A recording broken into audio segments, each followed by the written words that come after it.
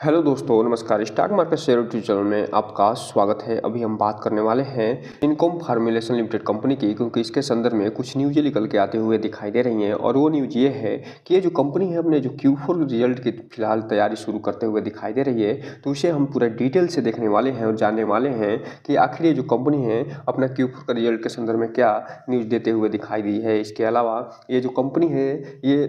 फिलहाल अपना 2025 का टारगेट भी इसका निकलता हुआ दिखाई दे रहा है। तो उसे भी हम इस वीडियो में देखेंगे और जानने की कोशिश करेंगे कि 2025 चल रहा है उसमें इसका क्या टारगेट होता हुआ दिखाई दे रहा है, क्या ये कंपनी उसे हिट करते हुए देखने को मिलेगी या नहीं। इसके अलावा चूँकि आप जानते हैं कि ट्रंप साहब 2 अप्रैल को एक बहुत बड़ा फैसला लेने वाले हैं और एक बहुत बड़ा फैसला लेते हुए भी दिखाई दिए हैं, जिसमें वो ट्रंप साहब ने ऑटो सेक्टर में लगभग 25% का टैरिफ लगाते हुए दिखाई दिए थे, जिसमें भारत पे खास तौर से ये टैरिफ लगाया गया था। तो उसका प्रभाव मार्केट पे भी देखने को मिला। ऑटो एंसिलरीज जो कंपनी है, ऑटो सेक्टर की जो भी कंपनियां हैं उस पर देखने को मिली और वो लगातार गिरावट दिखाते हुए नजर आई। ऐसे ही अप्रैल में भी 2 अप्रैल को कुछ फैसले लेते हुए दिखाई देने वाले हैं और उसका भी प्रभाव सिनकम जो फार्मुलेशन लिमिटेड कंपनी है उस पर पड़ता हुआ देखने को मिलेगा। तो इससे भी हम देखेंगे कि क्या ये प्रभाव पड़ता हुआ दिखाई देगा और कौन से फैसले होते हुए देखने को मिलेंगे। इसके अलावा और कोई भी इसमें न्यूज़ निकल के सामने आई होंगी तो उसे भी हम पूरा डिटेल से देखने वाले हैं। तो चलिए दोस्तों, बिना किसी देरी के वीडियो शुरू करते हैं।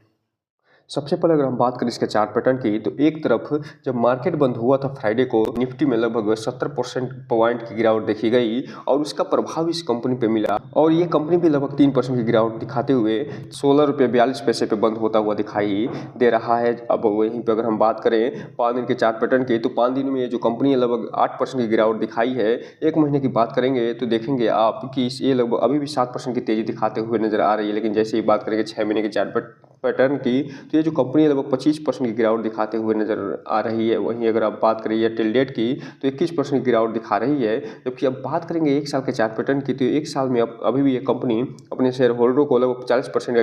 तेजी दिखाते हुए नजर आई है। वहीं अगर बात करेंगे मैक्सिमम चार्ट पैटर्न की, तो ये जो कंपनी है जब से लिस्ट हुई है तब से लेके अभी तक ये 102 से 3% का रिटर्न निकाल के दे चुकी है। अब ये देखना दिलचस्प रहेगा कि जो ट्रंप साहब है 2 तारीख को जो फैसला लेते हैं उसका इस पे क्या प्रभाव पड़ता हुआ देखने को मिलता है।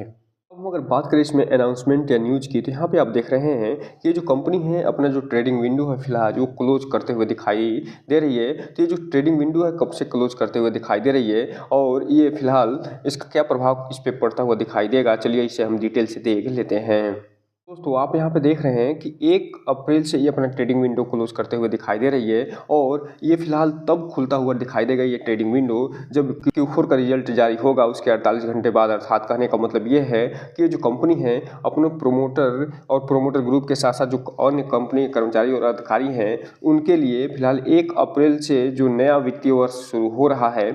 ये जो कंपनी अपने Q4 के रिजल्ट की तैयारी करते हुए दिखाई दे रही है उसके संदर्भ में फिलहाल ट्रेडिंग विंडो उनके लिए क्लोज करते हुए दिखाई दे रही है, ताकि कोई भी इलीगल एक्टिविटीज़, कोई भी इलीगल जो है खरीदारी या बिकवाली न हो सके। इसके अलावा इनसाइडर ट्रेडिंग का भी मामला निकल के आता हुआ दिखाई न दे सके, इसलिए फिलहाल ये ट्रेडिंग विंडो क्लोज होता हुआ दिखाई दे रहा है। यहीं पे अगर हम बात कर लें इसके शेयर होल्डिंग पैटर्न की, तो फिलहाल ये जो कंपनी है इसके शेयर होल्डिंग पैटर्न में कोई भी बदलाव देखने को नहीं मिल रहा है। और यहाँ पे आप देख सकते हैं जून 2024 में जहाँ शेयर होल्डिंग पैटर्न में प्रमोटर की हिस्सेदारी लगभग 51% के आसपास बनी हुई थी, सेम हिस्सेदारी दिसंबर 2024 में बनते हुए दिखाई दे रही है। और अब चूंकि Q4 के रिजल्ट की तैयारी शुरू हो गई है, तो जैसे ही इस जनवरी, फरवरी, मार्च का डेटा अपडेट निकल के सामने आएगा प्रमोटर होल्डिंग से संबंधित, तो हम आपको वीडियो बना के जरूर बताएंगे। और यहीं पर आप देख सकते हैं कि पब्लिक की भी हिस्सेदारी सेम बनी हुई है, तो इस हिसाब से कह सकते हैं कि प्रमोटर और पब्लिक सेम वैसे हिस्सेदारी अभी भी धारण करके बने हुए हैं जो कि 2024 में धारण किए हुए थे। अगर बात करें इसके डिलीवरी पोजीशन की, तो फिलहाल यहाँ पे देख सकते हैं जब 28 मार्च को मार्केट बंद हुआ है तो इसमें जो टोटल क्वांटिटी ट्रेड हुई है वो 10 लाख शेयरों की ट्रेडिंग होते हुए दिखाई दे रही है, जिसमें से जो डिलीवरी क्वांटिटी उठाई गई है वो लगभग 4.5 लाख शेयरों की उठाई गई है। अर्थात कहने का मतलब ये है कि एक तरफ जहां विश्व वैश्विक मार्केट में ट्रंप पूरा तहलका मचाए हुए हैं उसका प्रभाव शेयर इंडियन मार्केट पे भी पड़ता हुआ दिखाई दे रहा है। और जब भी इंडियन मार्केट पे इनका प्रभाव पड़ता है तो इस कंपनी में भी इसका प्रभाव पड़ता हुआ देखने को मिल रहा है। और जो इन्वेस्टर हैं वो फिलहाल मात्र और मात्र 45% के आसपास ही डिलीवरी उठाते हुए नजर आ रहे हैं और जो ट्रेडर हैं वो लगभग 55% के आसपास प्रॉफिट बुक करके निकलते हुए दिखाई दे रहे हैं। इसलिए जो भी रिटेल इन्वेस्टर हैं उनसे एक चीज़ कहना चाहेंगे कि इसमें कोई भी इन्वेस्टमेंट करने से पहले अपने वित्तीय सलाहकार से संपर्क जरूर करिएगा और जब भी इसमें इन्वेस्टमेंट करना हो तो इस कंपनी के बारे में फुल डिटेल निकालने के बाद ही कोई भी इन्वेस्टमेंट करने का प्रयास करिएगा, ताकि आपका पैसा और निवेश दोनों सुरक्षित रहे और साथ में आपका भविष्य भी। अब हम अगर बात कर लें यहीं पे जो ट्रंप साहब हैं जो टैरिफ लगाने की घोषणा कर रहे हैं, करने वाले हैं 2 अप्रैल को, उसके संदर्भ में तो यहाँ पे ये बताया जा रहा है कि 2 अप्रैल से फिलहाल ये रेसिप्रोकल जो टैरिफ है ये जो लगाते हुए दिखाई देंगे और भारत के द्वारा जो भी चीज़ें आयात की जा रही हैं उसमें कुछ चीज़ों पे ये फिलहाल ये टैरिफ लगाते हुए दिखाई देंगे, जिसका फ़ायदा जो है न केवल ट्रंप साहब को मिलता हुआ दिखाई देगा बल्कि वहाँ जो लोकल बॉडीज हैं जो कि उसका व्यापार करती हैं उसको मिलता हुआ दिखाई देगा और इंडियन जो कंपनियां हैं उनको अच्छा खासा घाटा हो सकता है और भारत सरकार के रेवेन्यू में भी कमी आते हुए दिखाई दे सकती है। इसके संदर्भ में आगे ये बताया जा रहा है कि जो टैरिफ है वो क्या होता है, तो जो भी विदेश से सामान आता है उस पर जो भी टैक्स लगाए जाते हैं वो फिलहाल टैरिफ के नाम से जाना जाता है, वो टैक्स टैरिफ कहलाता है। जैसे टेस्ला के साइबर ट्रक अगर अमेरिकी बाजार में 90 लाख रुपए बिक रहा है तो अगर टैरिफ लगेगा तो भारत में 100% अगर टैरिफ लगता है तो भारत में अगर आएगा तो वो 2 करोड़ में बिकता हुआ दिखाई देगा, अर्थात भारत उस पर टैरिफ लगा के अच्छी खासी कमाई करता हुआ दिखाई दे सकता है। अब बात करें रेसिप्रोकल टैरिफ की तो इसमें ये होता है कि जैसे को तैसा, अर्थात जो देश अमेरिका के वस्तुओं पर टैरिफ लगाएगा उसी अनुपात में जो अमेरिका भी देश की कंपनियों पे टैरिफ लगाता हुआ दिखाई देने वाला है। और इसी के संदर्भ में 2 अप्रैल को ये कम साफ कुछ घोषणा करते हुए दिखाई देने वाले हैं और इसी के प्रभाव से मार्केट डरा सहमा सा लग रहा है और ये लगातार इसमें उतार चढ़ाव देखने को मिल रहा है। जब तक 2 अप्रैल बीतेगा नहीं तब तक इसमें अच्छी खासी गिरावट भी देखने को मिलेगी और कभी कभी इसमें अचानक से तेजी भी आते हुए दिखाई दे सकती है। और चूंकि आप जानते हैं कि जो सिनकॉम फार्मुलेशन लिमिटेड कंपनी है वो फिलहाल दवा के क्षेत्र में काम करते हुए दिखाई देती है और अच्छा खासा ये निर्यात भी करते हुए दिखाई देती है और ये अमेरिका में भी अच्छी खासी अपना प्रेजेंस धारण करके बैठी हुई है। तो अगर ये टैरिफ लगता है तो इसका प्रभाव जो है ये सिनकॉम फार्मुलेशन कंपनी पे भी पड़ता हुआ दिखाई देने वाला है और यही कारण है कि जब से ट्रंप साहब आए हैं तब से इस कंपनी में भी अच्छी खासी गिरावट देखने को मिल रही है। जैसे ही ट्रंप साहब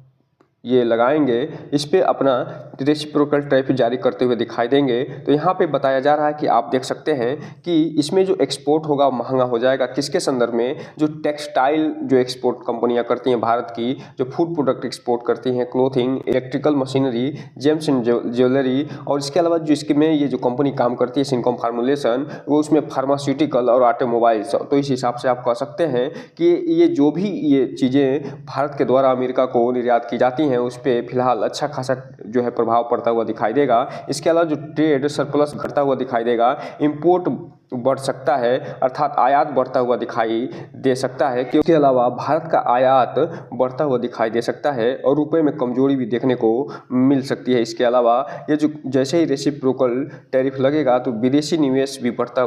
दिखाई दे सकता है और भारत को $1 बिलियन का भी नुकसान हो सकता है। और इसी के संदर्भ में ये बताया जा रहा है कि ऑटो सेक्टर, कृषि के तहत अगर एक्सपोर्ट की चिंता सबसे ज़्यादा बढ़ते हुए दिखाई दे रही है। तो इस हिसाब से आप कह सकते हैं कि अब आने वाला 2 अप्रैल ही बताएगा कि ये जो सिनकॉम फार्मुलेशन लिमिटेड जो कंपनी है उस पर क्या प्रभाव पड़ता हुआ देखने को मिलता है। हम अगर बात करें इसके 2025 का जो टारगेट दिया जा रहा है उसकी, तो चूंकि ये जो कंपनी है आप जानते हैं कि फार्मास्यूटिकल क्षेत्र में काम करते हुए दिखाई देती है और फार्मास्यूटिकल क्षेत्र का डिमांड लगातार बढ़ता हुआ दिखाई देता है। और इसी के संदर्भ में यहाँ पे आप देखिए इसका जो 2025 का फर्स्ट ऑफ जो टारगेट है वो 31 रुपये का दिया जा रहा है, जबकि वर्तमान ये 16 रुपये से लेकर 17 रुपये के बीच में ट्रेड करते हुए देखने को मिल रही है। वहीं अगर बात करें सेकंड ऑफ टारगेट की तो 39 रुपये का है, थर्ड ऑफ टारगेट 47 रुपये का है और फोर्थ अप लगभग 60 रुपये के आसपास का होता हुआ देखने को मिल रहा है। लेकिन जिस हिसाब से ट्रंप की नीतियां लागू होते जा रही हैं उसका प्रभाव इस पे भी देखने को मिल सकता है और ये जो भी टारगेट दिखाई दे रहा है उसमें जो फर्स्ट अप टारगेट है उसी के आसपास ये कंपनी पहुंचते हुए देखने को मिल सकती है। और ये जो भी टारगेट हैं वो फिलहाल ये तब अचीव हो सकते हैं जब ट्रंप के द्वारा ऐसा निर्णय लिया जाए कि जो है जो रेसिप्रोकल जो टैरिफ है उसमें कमी की जाए तो हो सकता है कि ये जो कंपनी फर्स्ट ऑफ टारगेट से भी ऊपर उठते हुए दिखाई दे सकती है। इसलिए इस कंपनी पर नज़र बना के जरूर रखिए। लेकिन अगर ट्रंप साहब के द्वारा ये निर्णय लिया जाता है कि रेसिप्रोकल टैरिफ लगाई जाएगी तो हो सकता है कि ये जो फर्स्ट डाउन टारगेट है इसके आसपास भी ये कंपनी पहुंचते हुए दिखाई दे जाए। अगर नहीं भी पहुंचती है तो 10 रुपये के आसपास ये पहुंचते हुए देखने को मिल सकती है। इसके अलावा ये सेकंड डाउन टारगेट है और थर्ड और फोर्थ डाउन टारगेट है, यहाँ पे तो नहीं पहुंचेगी, लेकिन फिलहाल यहाँ पे फर्स्ट डाउन टारगेट के आसपास जरूर पहुंचते हुए देखने को मिल सकती है 2025 में। इसलिए जो भी रिटेल इन्वेस्टर है थोड़ा सा इसमें ध्यान से आगे बढ़िएगा और जब भी इसमें इन्वेस्टमेंट करिएगा तो अपने वित्तीय सलाहकार से संपर्क जरूर करिएगा। तो दोस्तों ये रहा आज का वीडियो। इस चैनल को लाइक और सब्सक्राइब करें और बेल आइकन हिट करना तो बिल्कुल ना भूलें, ताकि नए वीडियो की जो अपडेट्स आपको ऐसे समय समय पे मिलता रहे। जय हिंद दोस्तों।